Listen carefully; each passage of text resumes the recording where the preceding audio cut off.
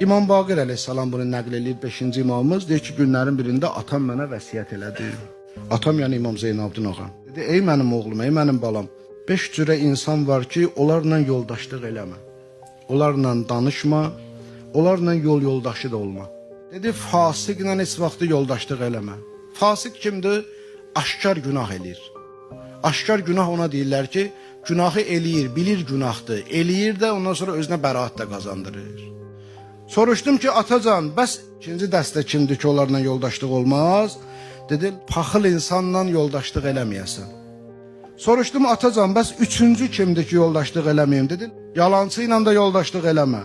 Sonra imam buyurdu, axmaq adamla da yoldaşlıq eləmə. Çünki axmaq adam istəyər sənə fayda versin, zərər verər. Soruşdum, atacan, 5-ci hansıdır? Dedi, öz yaxınları ilə əlaqəni kəsənlə də yoldaşlıq eləmə. Deyir, mən Allahın kitabında 3 yerdə görmüşəm ki, yaxın qohumları ilə əlaqə kəsən məlundur, lənətə gəlmişdir.